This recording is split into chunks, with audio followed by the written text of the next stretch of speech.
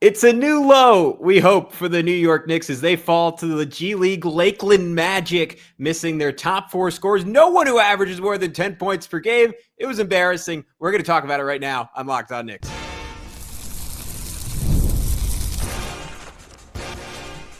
You are Locked On Knicks, your daily New York Knicks podcast, part of the Locked On Podcast Network. Your team every day.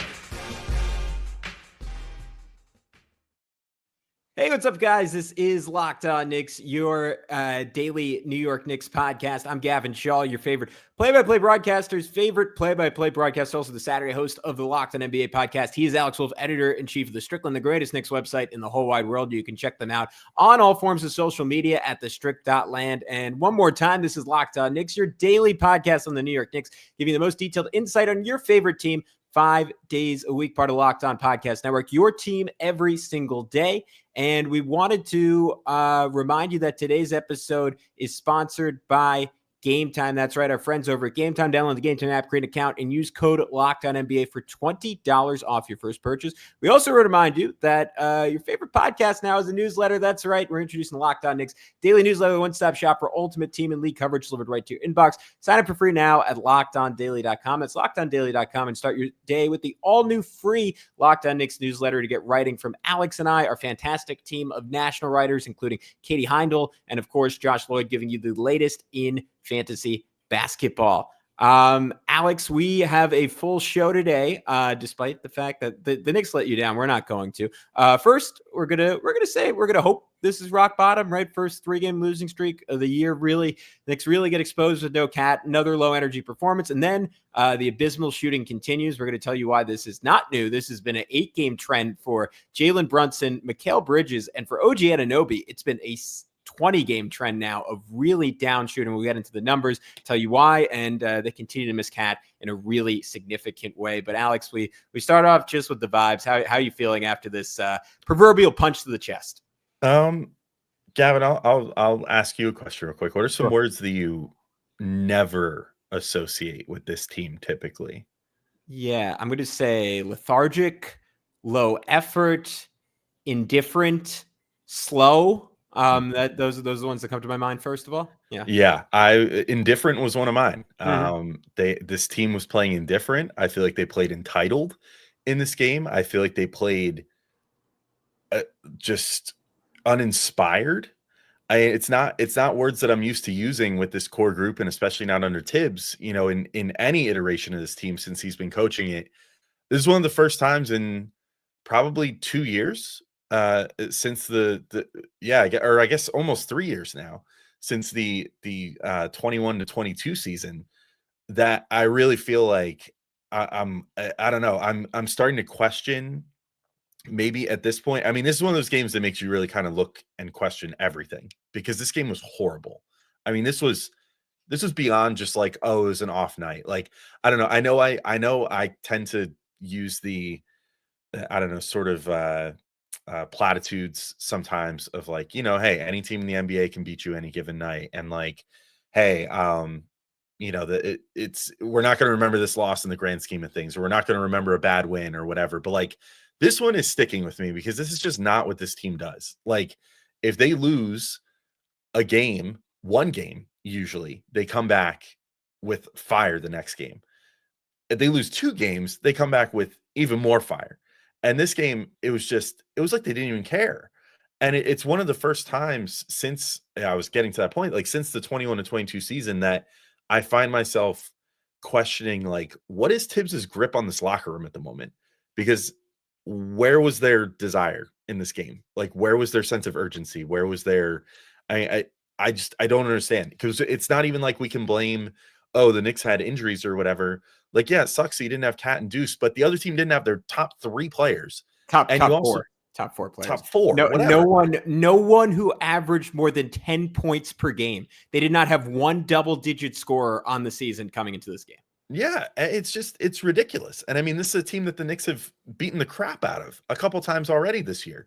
So it's like, what are you doing at this point? Like, where's this going? And this is like, I don't know. This is probably a little bit of an overreaction, but it's fine because this game just annoyed the crap out of me.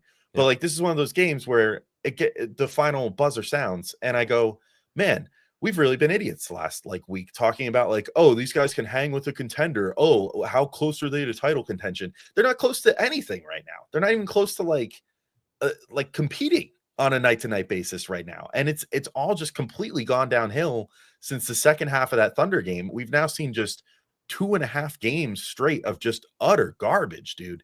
Like, it's lucky for the Knicks that New Jersey outlawed disposable shopping bags a couple years ago, because otherwise I'd probably rock a paper bag on this show today.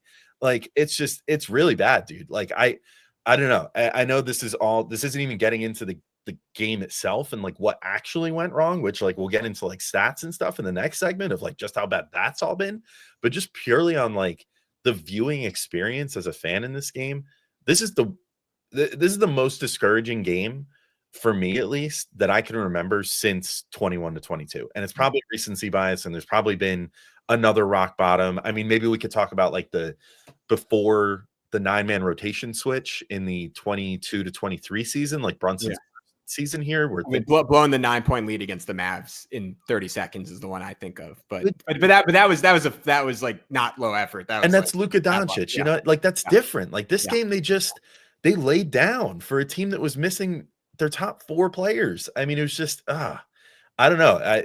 Am I being too like bummered out, or is this? I don't know. It just feels to me right now like if they turn in another stinker like this against the Raptors, which could very well happen because it's RJ Barrett and Emmanuel Quickley coming back to New York. Yeah, this has potential to be a really bad week and a really bad couple of weeks, because the schedule picks right back up again, and they have to face the Thunder again by the end of this week, and then the schedule is just going to get pretty brutal for a while. Like they got to get their crap together.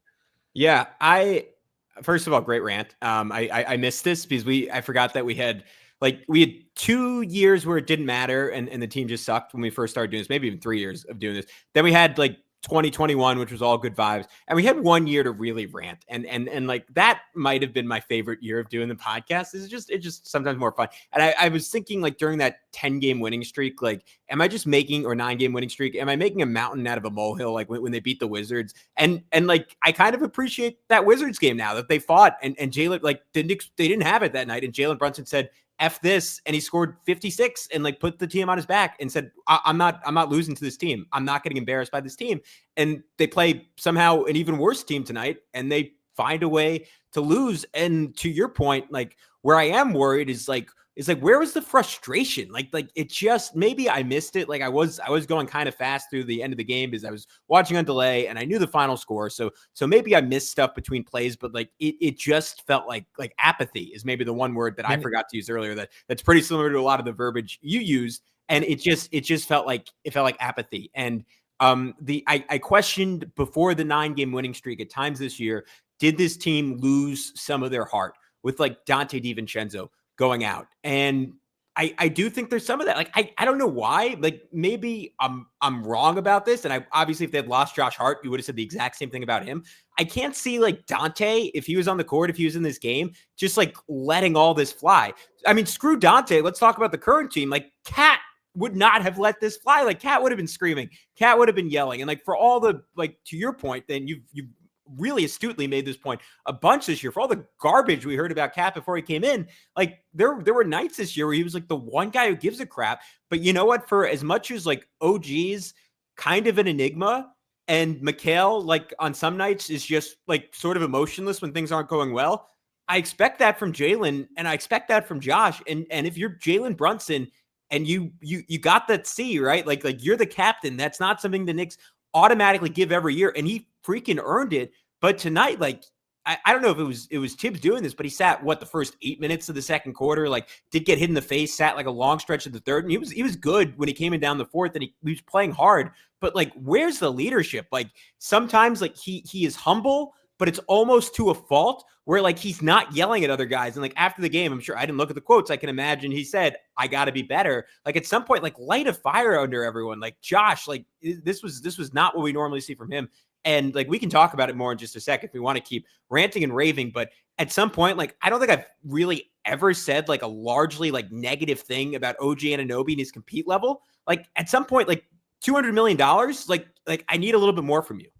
Yeah, I think if I were to just like add on to what you said a second Yeah. ago, I think that the big thing for me is just like they showed frustration in this one, but they channeled it in all the wrong ways. Like Yeah. it was just more complaining, more It was at the like refs. It wasn't at each other. it was, yeah, it was at the refs and just like, just in general being like, well, this isn't our fault. Look, like we're not getting foul calls. It's like you've played a bazillion games against this team this year. And I mean, thankfully this is the last one, but this is very similar to like when they played the Bucks like a million times in the first few months last year. Like they've had many good looks at this team and they had to understand coming into this game, no matter what, the Magic now have this rep of this is a defensive team that's more or less allowed to get away with murder. Like, I mean, we saw what Suggs was getting away with in the previous games. So they had to know what the vibe was going to be coming into this one. It was going to be a game that was not going to have a lot called, and they needed to just buck up and just beat them anyway. And they didn't do it. And, I feel like they had every opportunity to do it. And then they just were like, well, we can't possibly bring ourselves to play defense on the other end and get a stop or whatever. Like, sure, we can make a bucket here, but like, we're not going to get back quick enough to the other end because we're going to sit down here and complain about not getting a foul call or whatever. And that's sort of the ultimate trapping of this team at its worst, is that especially Brunson and Hart, who, again, to your point, should be the leaders on the court, they do have the tendency the most, along with maybe Cat, but Cat also channels it into anger and like just FU plays, like you said. But like Brunson and Hart, I think, have the tendency to slip into the just jawing with the refs all game and not actually letting their emotions fly as play. But speaking of the play, the stats suck. In case the vibes weren't bad enough, the team is shooting terrible, and we have all the numbers to prove it in just a moment. So we'll be right back in to talk through all the horrible numbers that the Knicks have had lately that honestly we've been trying to bury for the last 2 weeks and are now just going to get into because this game was so annoying. So stay tuned. But first, we got to let you know about our friends over at Ultimate College Basketball Head Coach. So I want to take a moment and introduce you to a brand new mobile game that I'm really excited about. It's Ultimate College Basketball Head Coach, if you couldn't guess. If you've ever dreamed of being a college basketball head coach, this is your chance to step into those shoes. An Ultimate College Basketball Head Coach, you control every detail of your program, from recruiting players and hiring coaching staff to overseeing training camps, handling NIL deals, and managing scholarships. It's all in your hands. And when it comes to game time, you get to draw up offensive plays and set your strategy. That way, you play, the way you play won't just affect the current season, it will shape the future of your school's basketball program. It's a game that lets you feel the full weight of what it means to be a head coach and lead your team to glory. I'll admit I've mostly been playing the pro basketball head coach game, which from the same developers, but the college one I have just dipped my toes into. Very similar experience if you're a nerd like me and you're into the management side of the whole gaming genre. It's definitely the best way to go because it's a lot of fun. It makes you feel like you're really at the head of a college program and doing all that recruiting and all that stuff. And here's a great special offer for Locked On NBA listeners. If you use promo code Locked On CBB, all caps, inside the game store, you can get a free boost for your program. It's the perfect way to kickstart your coaching career. To download Ultimate Basketball Head Coach, just visit ultimate-cbb.com or look it up on the app stores. Ultimate College Basketball Head Coach. Begin your coaching legacy today. All right, Gavin, we're back in, continuing to talk through this 103-94 loss for the Knicks at the hands of the completely undermanned Magic. I will shout myself out when I was talking about FanDuel lines yesterday. I said to bet the under on this game. I just thought the score would be flipped. So I wish it had been. But man, ugly, low-scoring game. And that's unfortunately becoming more of a norm for the Knicks in terms of the low scoring, or at least the bad shooting, which was really underscored in this one. It was, what did they end the game shooting from three? 4 of 22, a robust 18.2%, almost 20 points worse from three than the worst shooting team in the NBA, the Orlando Magic, who were missing, again, 4 of their best players. So, Gavin, the numbers have not been kind to the Knicks. so far this year. I know you pulled some stats. I could never do that. I was just preparing rants. So tell me what you found in your statistical research here. Yeah, I could go a couple different ways. First of all, Jack Vaughn, the Magic get away with a lot of crap, but maybe give him Coach of the Year for all they get away with. Because they beat the Celtics with a similarly undermanned team. They just keep winning, like backup roster, and they like this. This wasn't a fluke. Like it wasn't like like the Knicks. Like you could look at the shooting and say, yeah, the Knicks just didn't shoot well, and the Magic did shoot well. There was a little bit of that. Maybe if it evened out, the Knicks would have won, but like it was because Orlando's defense was better. I think the Knicks shot really bad, but this is now a long stretch of the Knicks shooting terribly for a team that was like I think for a long stretch the most accurate 3-point shooting team in the NBA. They're still the third most accurate 3-point shooting team in basketball, which tells you how good they were their first 26-27 games, Alex, because over their last 8 games, you want to, I'm laying it on a platter for you, but you want to guess where they rank in 3-point shooting? 29th. You nailed it. 29th. Wow, that was good. Wow. I thought I was leading you into 30th, and I was going to get that was great. 29th in 3-point shooting. Over those 8 games as well, their opponents are shooting 39% from 3, which is 26. But honestly, that is, I think, essentially the same as their overall season ranking. So that's not a fluke. But they are shooting incredibly poorly and allowing teams to shoot incredibly well. I know Jonathan Macri had a stat that like the Knicks had the most games this year with opponents shooting 50% or more. Orlando didn't get there overall, but in the first half, Orlando was 8 for 5, or in the second half, Orlando was 8 for 15 from 3. The Knicks made defensive mistakes. The Magic burned them time and time again. Some individual numbers that are bad, and I'll just throw all these at you, and I'll let you decide which player you want to dive deep on first. But Jalen Brunson over his last 8 games is now 5 for 39 from 3, since absolutely cooking the Pelicans, was in the midst of pretty easily, like given the volume and given the accuracy, the best shooting season of his entire career, which was like a stunning 3-year transformation because he was not a great off the ball shooter in Dallas. 13% from 3 now on 39 attempts over his last 8 games. Mikal Bridges, right? We thought Christmas was the turnaround highest effective field goal percentage in the NBA in the month of December. Since the Spurs game, 7 games total, he's shooting just 25% from 3 on over 6 attempts per game. And it feels like every late, like he makes his first 3 and then misses pretty much everything else. And particularly late game, I just have no faith. Like he's down the stretch his last 3 games, he's taking 3s and they're short every single time. So back to the usual with Mikal. OG Anunoby, first 17 games of the season, 19-5-2, 52% from the field, 42% from 3, 83% from the line. His last 20 games since then, 14-5-2, 43% from the field, 28% from 3, 74% from the foul line. That one is actually the most discouraging because instead of being 7 or 8 games, it's been 20 games. Which direction do you want to go? And we obviously we can talk about it in the context of this game, but all 3 of those are worrying to various degrees. Yeah, unfortunately, I want to go Brunson first because I think that's the guy that you need taking and making threes. And like, I don't even know if that's 100% on him.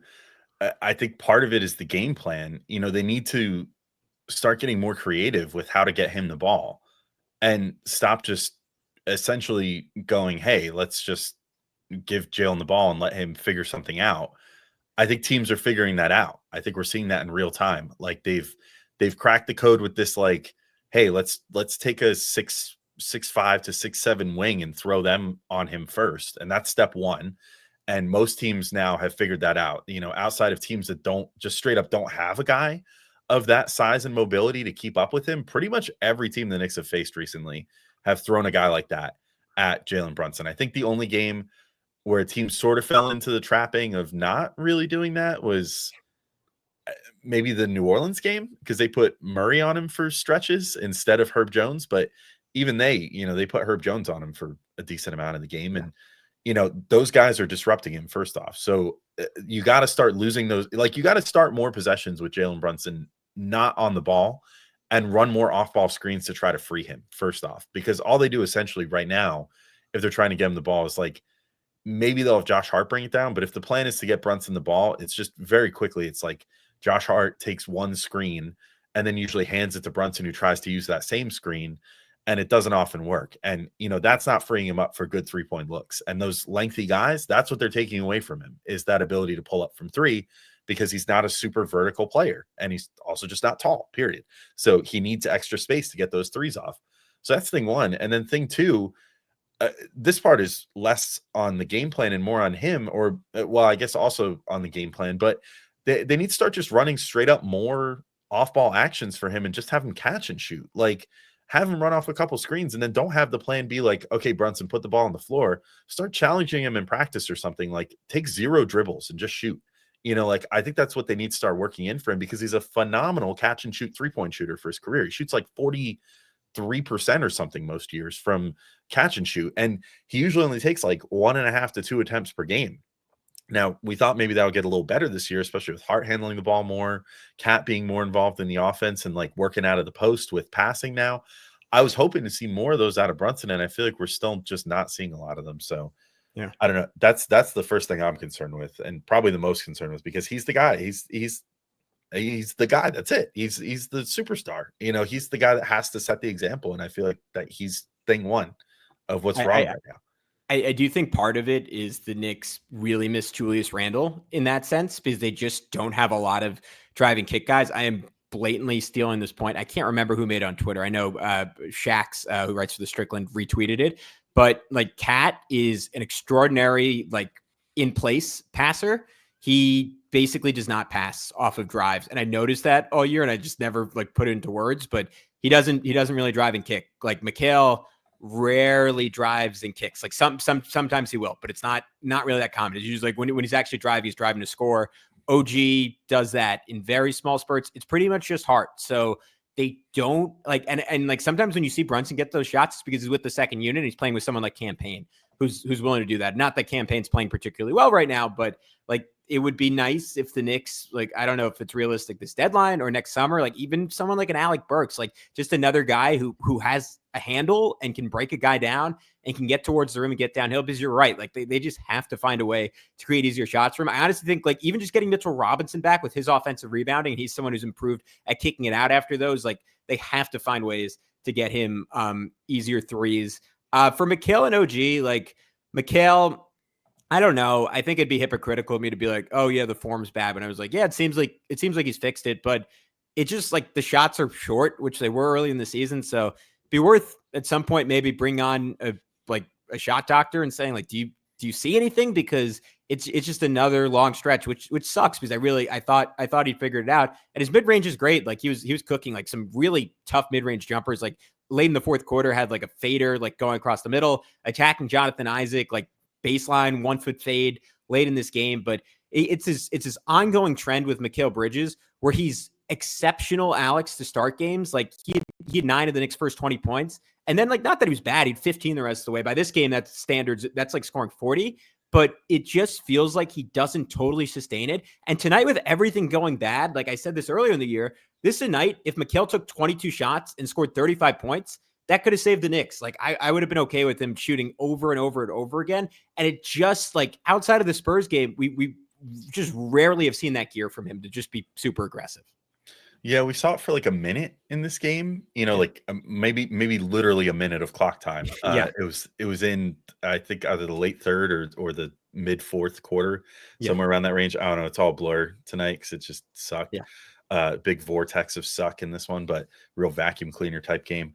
But yeah, it was just like, but even with that, he was getting most of the way in towards the rim and then still kind of doing the hallmark thing that he's been doing this year of just like bailing out early to take a 1-footed, fader or whatever, instead of getting all the way to the rim, potentially generating free throws and, slowing the game down a little bit, giving the Knicks some time to like kind of get their stuff together.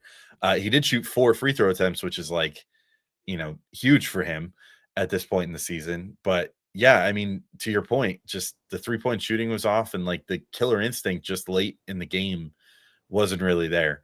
I think we should give some more talk to the OG point as well, because I think that it's getting a little, because this is the guy that secured the biggest contract ever handed out by the Knicks organization. He's now not the biggest, with Cat earning the most money that any Knicks player will ever earn this year so far, but like, I don't think that things are living up to expectations at this particular moment, because we're not seeing the supreme level of play on the other end other than the offense too. So we could talk about that in just a moment, and then maybe talk a little bit too about the Cat experience or lack thereof in this game, where I kind of think that if Cat were there, he probably would have just willed them to this win tonight, because I don't know if anyone would have had the power to stop him. And yet maybe we could debate that one out too. Maybe we feel a little different about that. So we'll get into both those topics in just a second when we get back in. But first, we want to tell you about our friends over at Game Time. I love going to live events, whether it's sports, music, theater, or comedy. One of my favorite memories was attending a Childish Gambino concert at I'm going to just whisper this, the Barclays Center. The energy and excitement were unforgettable. Alex, you were there too, and you also had a great time. But now Game Time has made it even easier for to get tickets for your favorite events with their new feature, Game Time Picks. This feature filters out the fluff to show you only incredible deals on great seats, so you don't have to waste time searching through thousands of tickets. Recently, I was looking for tickets for Knicks Wizards. I was in DC for the holidays. I said, you know what, or at least the DMV. I said, let me go check it out. Using the Game Time app with Game Time Picks, I found amazing deals and could even see the view from my seat before buying. The super deal was particularly impressive, offering great seats at unbeatable prices. Plus, the app's all-in pricing shows the total cost up front with no surprise fees at checkout. That is my biggest bugaboo. I love that Game Time erases that issue. So take the guesswork out of buying tickets with Game Time. Download the Game Time app, create an account, and use code LOCKEDONNBA for $20 off your first purchase. Terms apply. Again, create an account and redeem code LOCKEDONNBA for $20 off. Download Game Time today. What time is it? Game time. All right. So you said Jalen was maybe your most pressing, and that's fair. Like I think my case talking about Cat is it does feel like, and maybe this isn't a hot take just because he's shooting better and he does it in different spots, but he just feels like a more unstoppable scorer than Jalen Brunson. Like there are nights where Jalen just gets shut down. Like there's been less than 2 or 3 times all year where Cat has had a super inefficient game where he scored less than 25 points. Like it feels like he just finds a way to, like, if he's getting the ball, he's scoring. And the Knicks really missed that in this game. So I hear you on your Jalen point, and we can talk more about Cat in just a sec. But the OG thing is bothersome because I still feel good about his contract, to be clear, because it's so obvious, even on his worst nights, like he affects winning in a dozen different ways. And that's what makes these last 2 games so shocking. Like it felt like he had little to no impact on the game. And I'm sure that's not fair. And there's probably 10 shots that would have been taken and 7 of them would have been made if he wasn't on the floor. Maybe the Magic score 115 instead of 103. And I'm underestimating everything he does off the ball and everything he erases with just his presence.